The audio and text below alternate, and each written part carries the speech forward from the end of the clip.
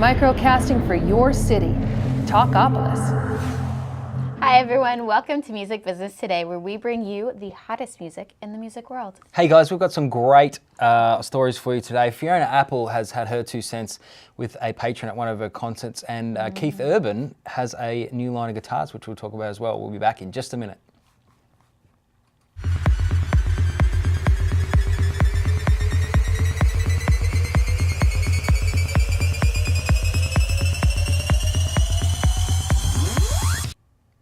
Hey guys, welcome back to Music Business Today. I am Kane Harrison. And I am Hannah Renee. And first up, Fiona Apple, who was in Portland, Oregon recently, actually kicked someone out of one of her shows for heckling her while she was on stage. They basically yelled at her and said that she was unhealthy and that they wanted to see her in 10 years, so she needed to get healthy.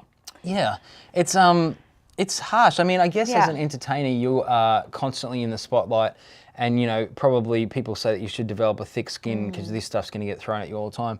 Fiona Apple, I mean, she's kind of always been a bit out there, which everyone loves about her to begin with. Yeah, what we love her. She's also been always been skinny as well. I mean, she's a small framed person. She is incredibly small framed. But she got incredibly distressed. She said, you know, that I am healthy and that who do you think you are to say this to me? And then she demanded that the house lights come on so she could watch the person be charged out of the theatre, and as the person was being ejected, there was some other abuse that went on.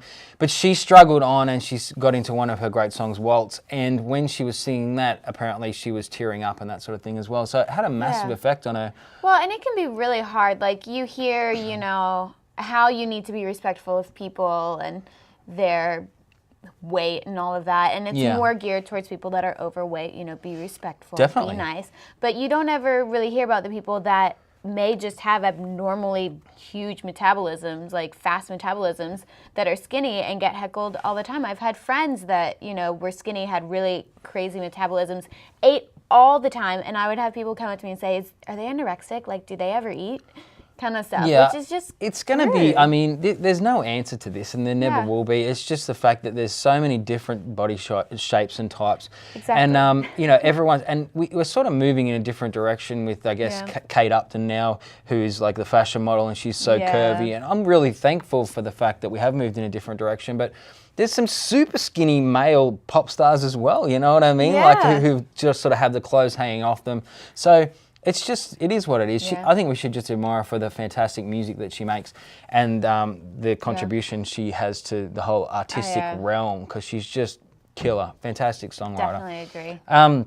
Moving right along to our favourite topic here at Music Business Today, which is the digital music realm. Yes. And the digital sales are down, surprise, surprise. They're down 3.4% this year, and overall sales dropped 6.1%. I think that this is interesting. I mean, we always get this from the Nielsen soundtrack, how they sort of track all the downloads and sales and things like that. But I think something else that needs to be taken into account, I was thinking of this when I read this story, is that there are now so many indie artists that sell their music different ways that are outside of iTunes and the normal realm. I mean, so people have sort of turned their back on iTunes in a lot of ways too, because they take such a big percentage.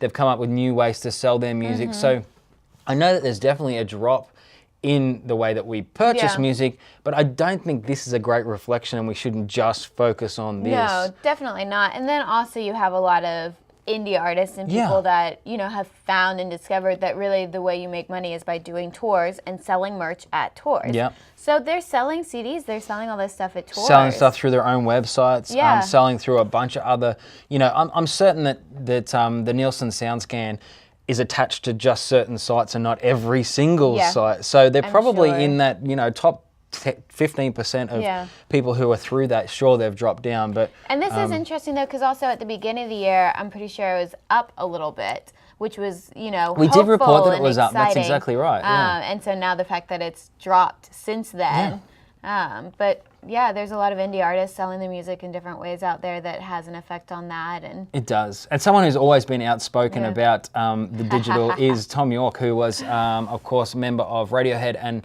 Atoms for Peace, and he has come out and said that Spotify, I mean, he's been incredibly outspoken on this whole... I just love this quote. I know. It made me chuckle, if you don't mind. You say it, please. The last desperate fart of a dying corpse is what he has called Spotify. Yeah.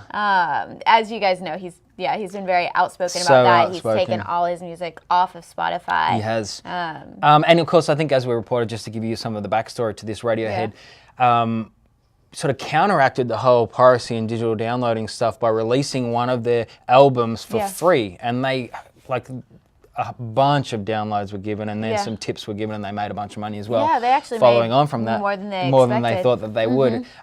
So again, as I say, he's been incredibly outspoken, and you know, he just thinks that the musicians need to fight for the Spotify thing and try and get us into a different realm so that everyone can kind of make money. But I mean, you kind of have to just bump and roll with what's going on at the moment. It feels like it's getting somewhere slowly. It's really discovering how to make money outside of these huge platforms like Spotify and Pandora Think that outside have the kind box. of taken over, you know, that digital platform for streaming music and distributing and all of that. Yeah, I think that you just need to create a brand, and like any kind. I mean, if you own a cake stand and people aren't walking through the door to buy your cakes, you need to work out where to put your cakes where they'll buy them. So, I mean, and here's someone who does make a ton of money, has great publicists, does fantastic things. It's Keith Urban, and he's got a brand new line of guitars. He does, and he's actually going to be selling these guitars on Home Shopping Network. So if anyone's looking to get a guitar for Christmas, I wonder if he's going to be the spokesperson and be like, you know, on the actual Home Shopping.